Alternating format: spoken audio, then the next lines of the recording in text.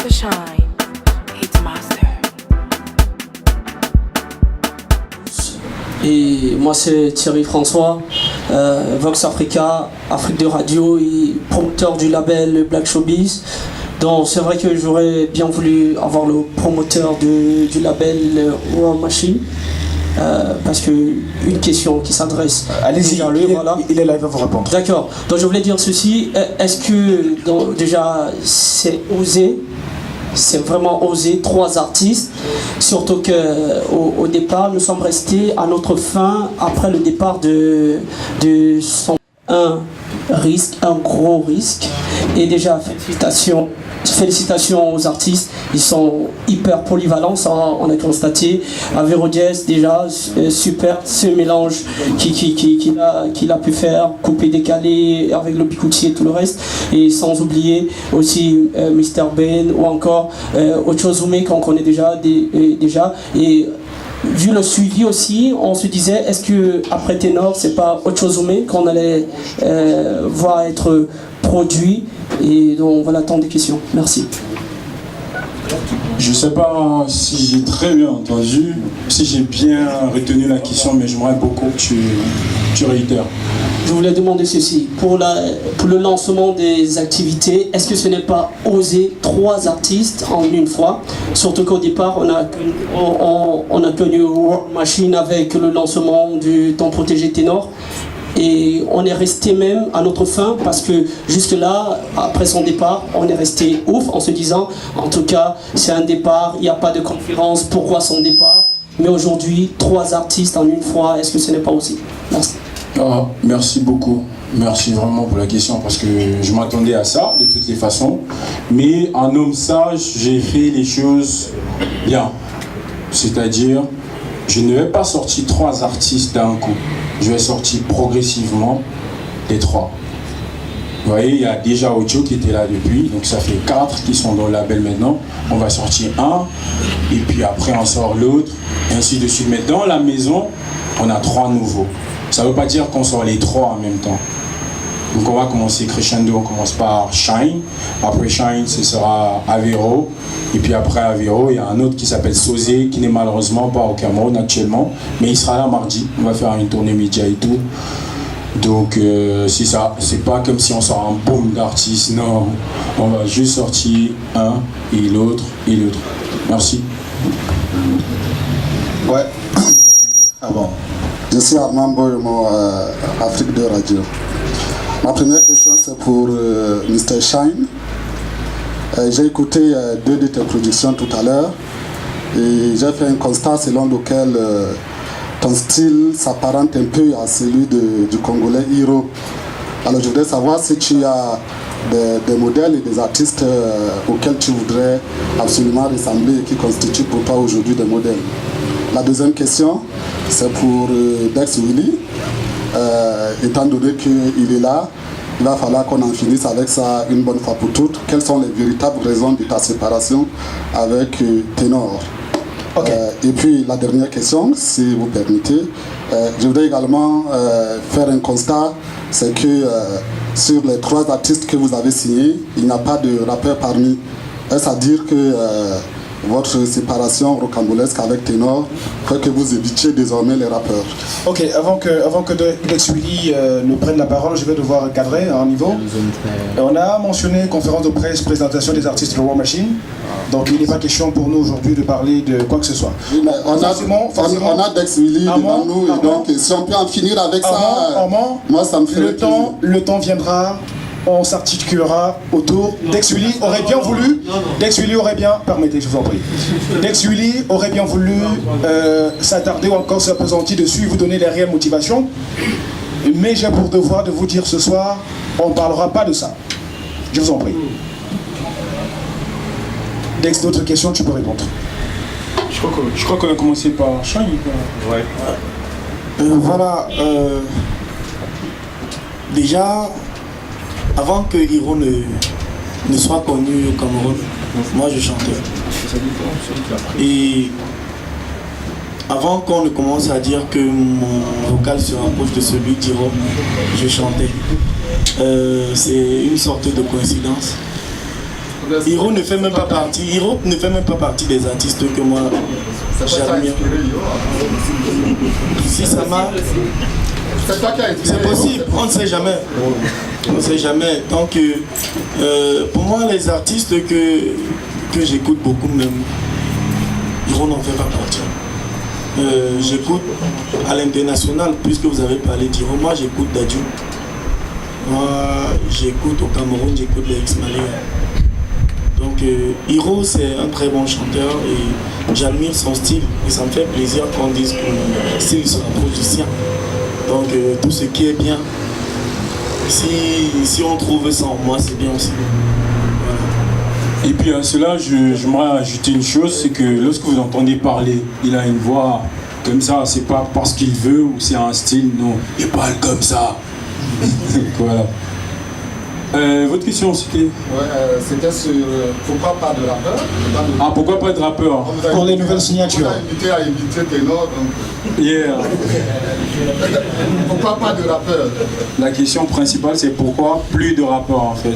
Non, pour les nouvelles signatures, pourquoi pas Pas de signer, rappeurs. Non, on ramasse pas les artistes. Il n'y a pas d'endroit où tu arrives, tu dis bon, j'ai besoin de quelques rappeurs là, et puis on donne des rappeurs.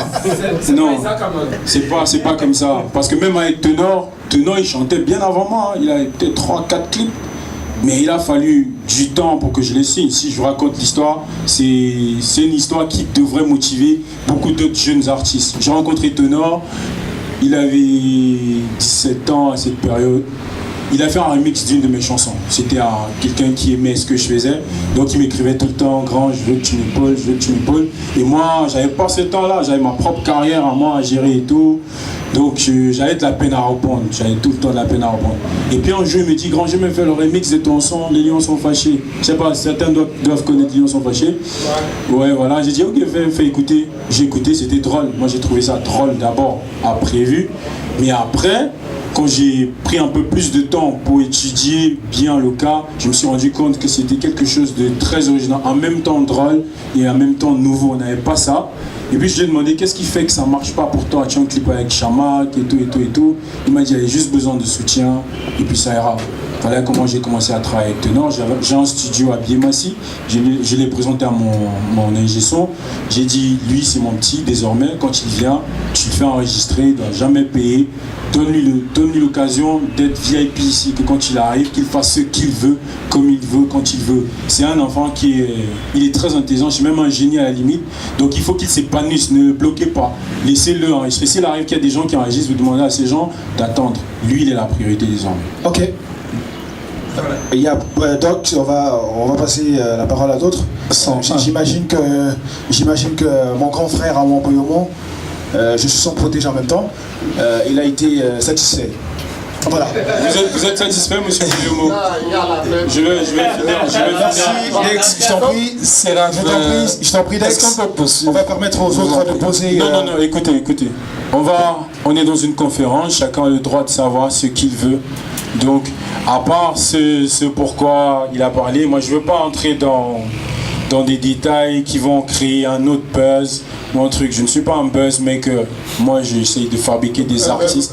On dit tout de même bonsoir au buzzmaker, Patrick Onguéné qui est avec nous. Ah oui, bonsoir Patrick Onguéné. Donc, je ne suis pas là pour faire du buzz. Je suis là pour présenter des artistes, des nouveaux. Je suis là pour demander votre soutien. Je suis là pour vous montrer la nouvelle équipe, en fait. Il n'y a pas de buzz à créer aujourd'hui, en réalité. Donc, j'étais en train de raconter l'histoire. C'est très motivant. C'est important que les gens le sachent.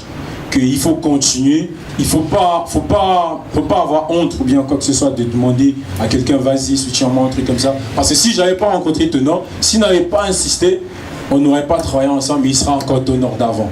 Donc à tous ceux qui ont une aspiration ou quoi que ce soit, il ne faut pas se limiter, il faut foncer, même si on vous rejette, parce que honnêtement, c'était compliqué au début, même si c'est comment, il faut continuer de demander du soutien et puis aller. C'est pour ça que moi je suis là. J'aurais pu sortir les clips comme je vois tout le monde faire. Tu restes le matin, samedi, tu vois un lien, nouveau clip et tout. Mais je fais les choses bien, je harcèle, je suis là, je demande, je peux même m'agenouiller pour qu'on travaille ensemble. C'est ça en fait. Merci Dex. Et pour résumer, je puis vous dire, la dernière fois j'ai causé avec Dex personnellement, il y a de cela 30 minutes, il appelle Ténor mon fils. Et la dernière fois j'ai causé avec Ténor, c'était hier, il appelle Dex Willy papa. Donc en résumé, il n'y a pas de fin à la maison. Merci Séraph. Alors Séraph Dumaic, animateur sur les antennes de Sky One Radio. Zoom Hit, c'est le programme 18h30, 20h, mais également rédacteur en chef du site internet www.angabatu.com. Alors, moi je suis déjà heureux de constater, de savoir que les soldats ont rejoint la grande machine de guerre. Parce que décidément la guerre est ouverte.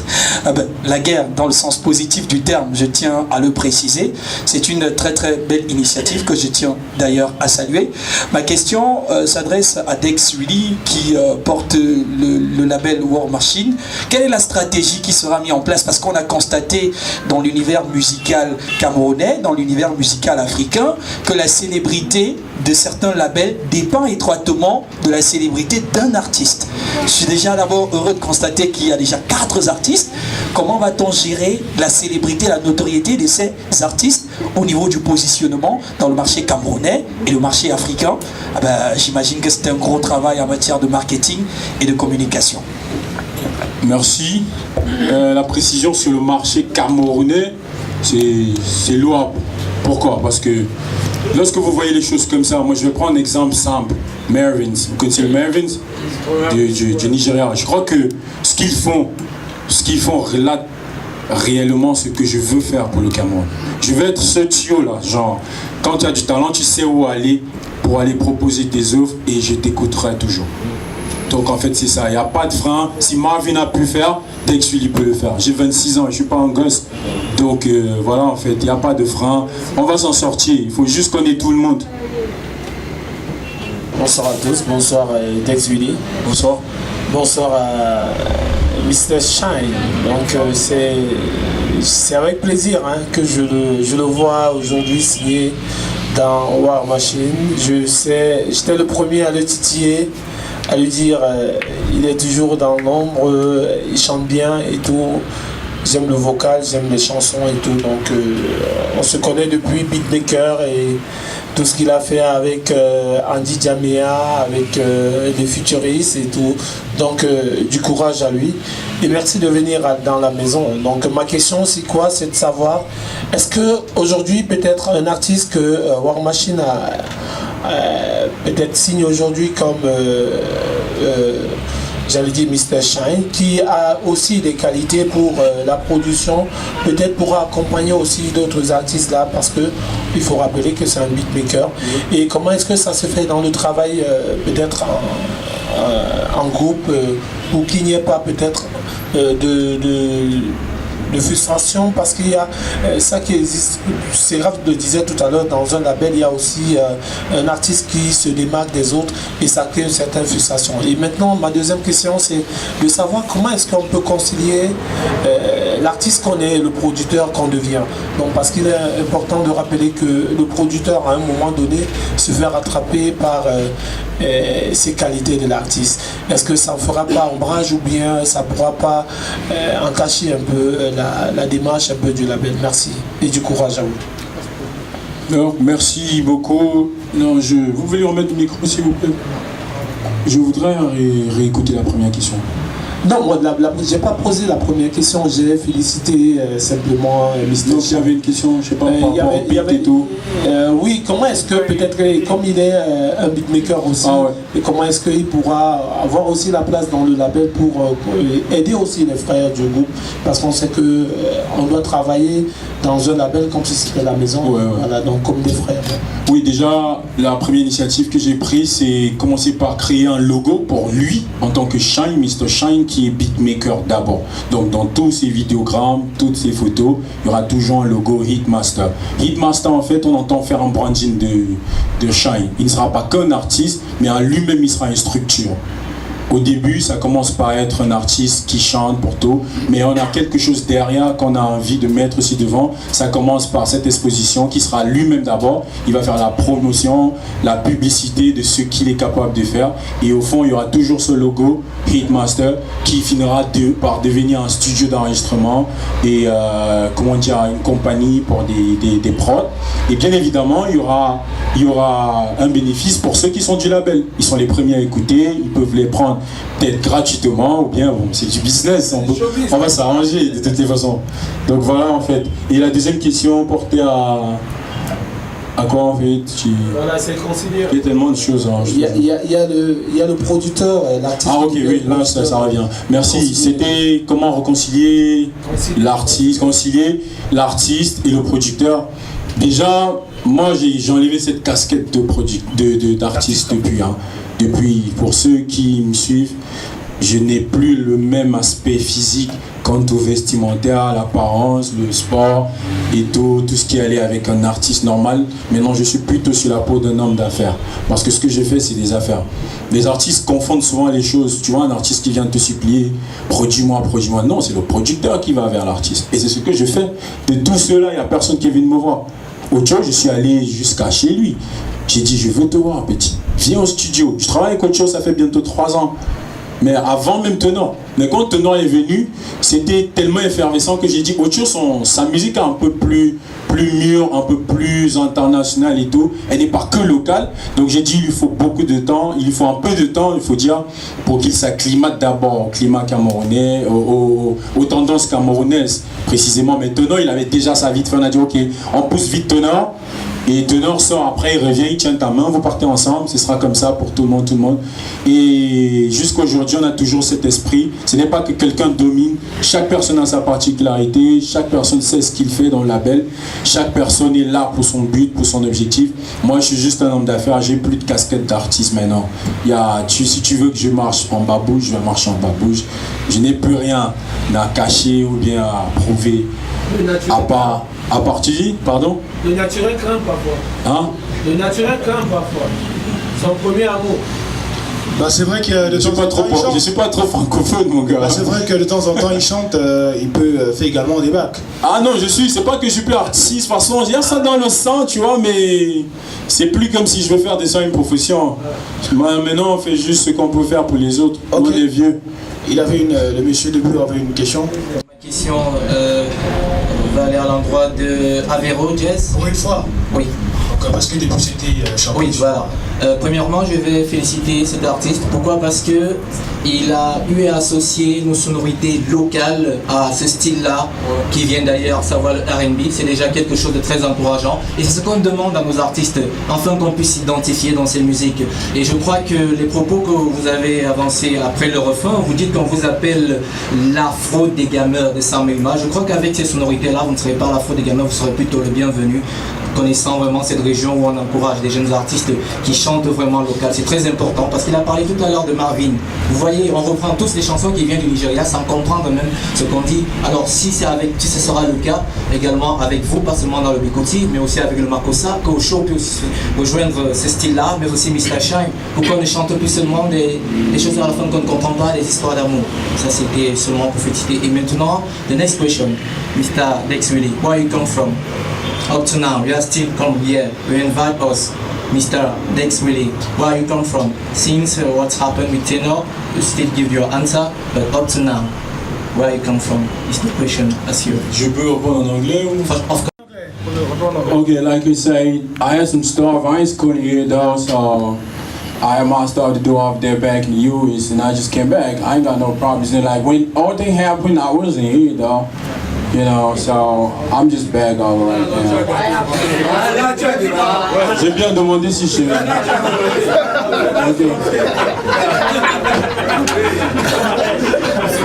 Alors, j'ai bien envie de demander aux anglophones qui sont dans la salle si Dex Willy est en train de dire quelque chose.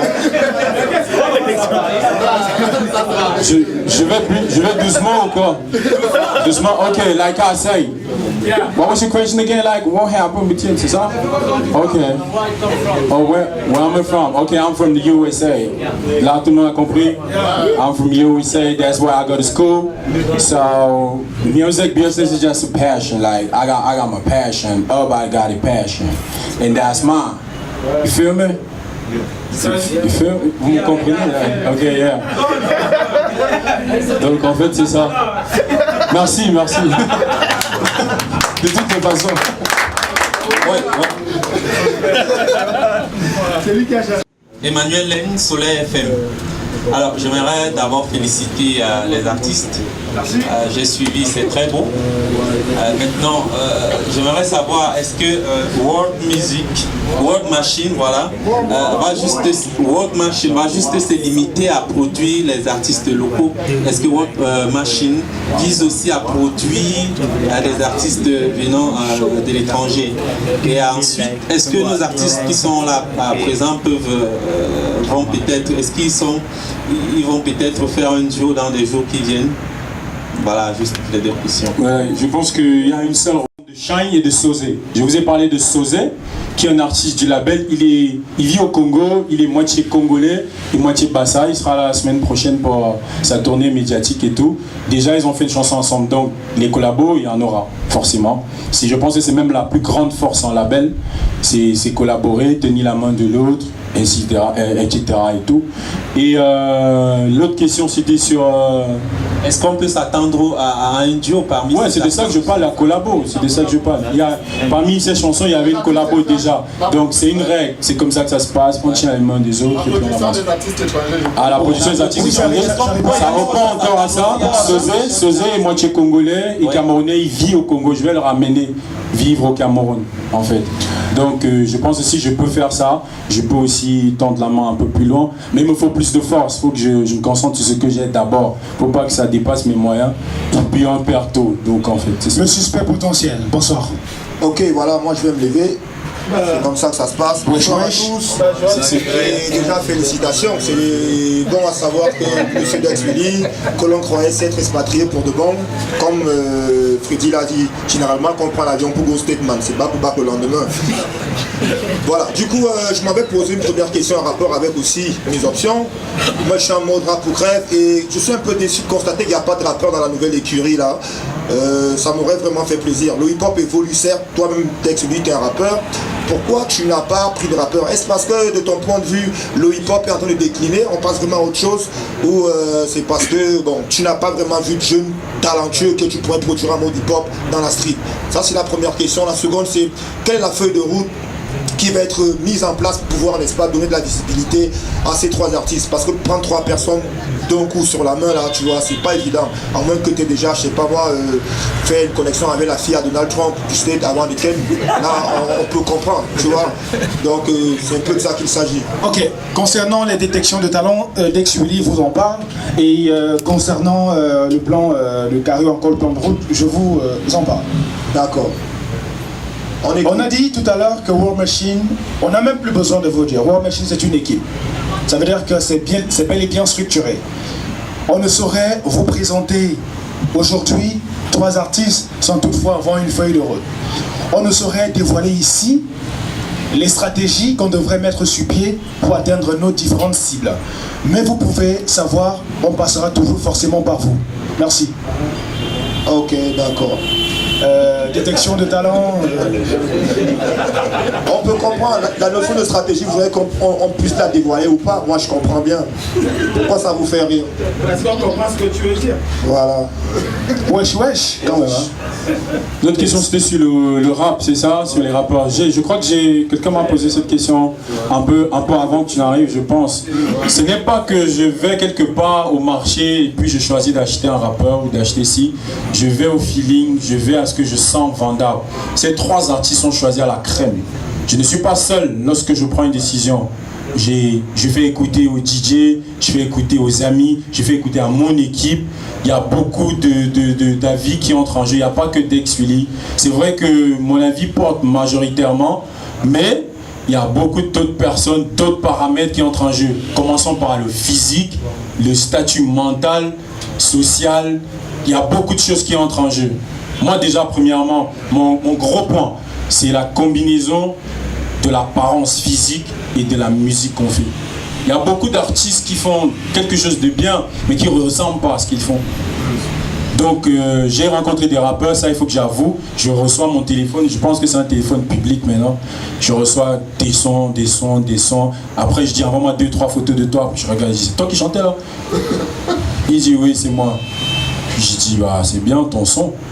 Tu vois, je sais pas s'il comprend encore ce que je veux dire, mais quand je dis c'est bien ton son. Ouais, bah, tu peux faire un lifting de l'artiste, mon frère. Non, c'est pas facile, mon gars. Il y a beaucoup de paramètres qui entrent en jeu, je réitère. Il y a beaucoup de paramètres qui entrent en jeu.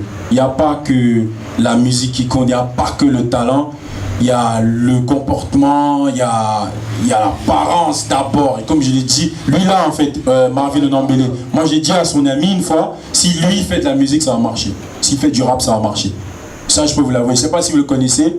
Il s'appelle Marvin Onambele, il est de Gaza. S'il fait de la musique, ça va marcher.